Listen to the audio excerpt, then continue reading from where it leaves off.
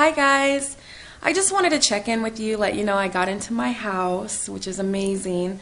I got a 5-bedroom, 3-bath, 2-car garage, over 3,000 square foot house that we really deserved.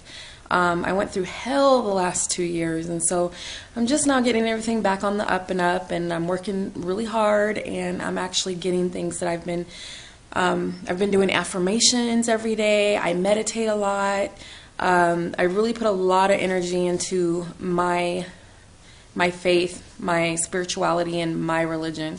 And I say my religion because I do follow the pagan path, but I am a witch. I'm more eclectic than anything because I'm very soloist. Like I don't know, I have a hard time practicing with people. I was working with one specific bruja she was a witch too, and so that's probably the only person I've ever worked with besides like family. So I kind of stick to myself, and I don't like people kind of, I guess, like telling me what to do or you're doing it wrong or whatever, because honestly, you can make your altar what you want to make it. I don't like when people try to tell you, you need to buy this, you need to buy that. You don't. You can start your altar from basically scratch. If I have the money, I buy the stuff that I want. Statues, you don't need. Print out pictures. Put a nice little frame up. Other things that you need: water, rocks, dirt. Other things that you need, but it has to be, all your magic is up in here, guys. How do you know you're a witch? Well, I'm following the pagan path. Paganism has been a big thing to me. I've studied it, and I'm like, God, this is me. I'm pagan. So I follow that, and I found that. But witchcraft found me. Witchcraft picked me. I basically have been this way my whole life. As you've seen in probably one of my other videos, my mom was a witch. My mom's mom was, my grandmother, she was too. I mean, it's in my family. Not that you have to have it in your blood. You don't. You can actually choose this path very easily, but it is a lot of work, and a lot of people don't want that. They want the instant gratification, and that's not going to happen. I do a lot of, some witches say lower level, but I do a lot of candle magic, affirmations, positive energy. I do a lot of affirmations. I write my own affirmations, or I pick them out on the internet, and I change them around to fit me or how I talk, or what makes me feel like it's me. And then I have one taped in my bathroom, because the first place you go is to your bathroom. I have one right up here on my altar. My altar is pretty cool. Up there, I have basically a whole little tribute to Oshun. Peacock feathers, a picture in a picture frame, honey, seashells, some other stuff for her. And I'm working on getting some copper or some gold, because Oshun is basically, it's always peacock, honey. I do all the properties that she likes, that she will accept. And I have her, Yemeya, and then Chango. I'm really trying to, this is what works for me. This is what has always worked for me. So if it's not broke, don't fix it.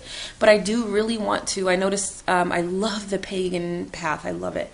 And I love, just studying it and throwing myself in there. But I noticed that they have a lot of different gods, goddesses, and everything. And I still haven't connected with any of them that I can, or I haven't taken the time, or that just hasn't presented itself to me. So anyway, how do you know you're a witch? You're going to definitely know you're a witch. If you are doing anything that is witchy-like, you're going to know. You're going to know if you're a witch. You end up doing stuff. I was doing affirmations. I've been doing my craft for a long time. My thing that works for me is affirmations, meditation.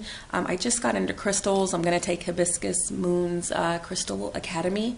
The one that she has where you can get certified in crystal healing. I think that is so fun.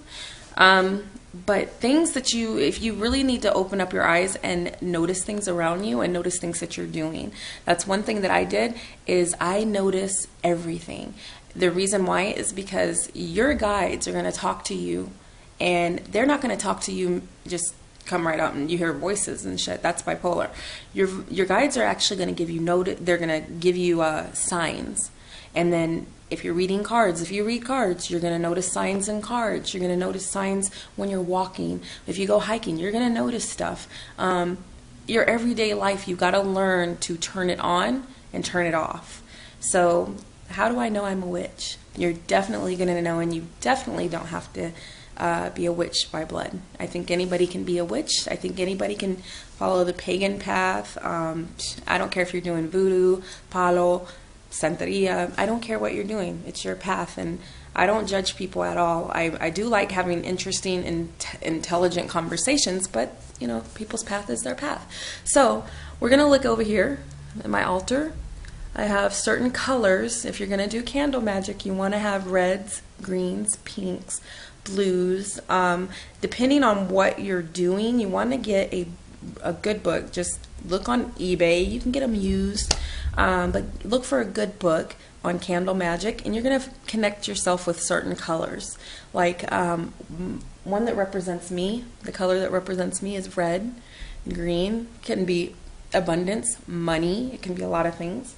White is for my guides. And then on the floor, I always have stuff going on down here. I have my tarot cards wrapped up with a crystal and some information. And basically, I sleep on these. You just do it like 2 or 3 nights. Right here, see, it's all wrapped up.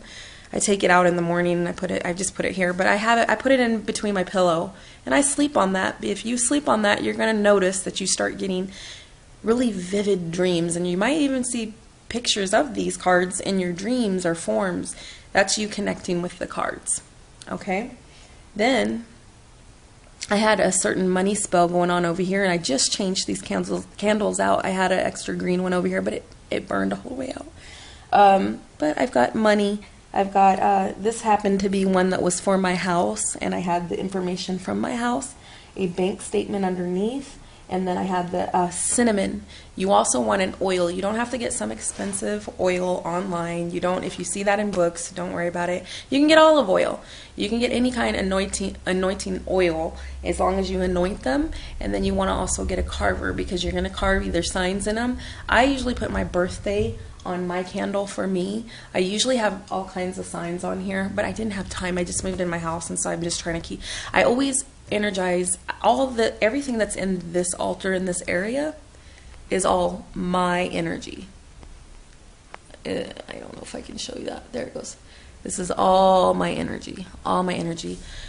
You are your magic. Your magic is you. If you don't put energy into it, you don't feed it, you don't do it every day, you're kind of iffy washy, you're not going to get nothing. And your guides are not going to talk to you.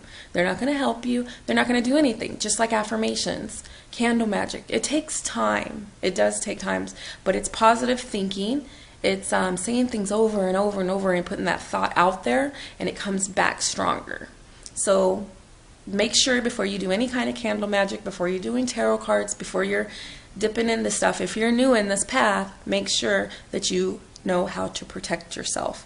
Whether you're doing cleansings, ritual baths, God, there's so many ways to do. You look up some different stuff. There's so much information on this YouTube. A lot of people have really good information. Some of it I would change around a little bit just because of how I do things, and that's fine. Take the little bit of information you see. If you feel like, hey, I need to throw some pepper in that water, well, if that's how you feel, go ahead and throw some pepper in that water.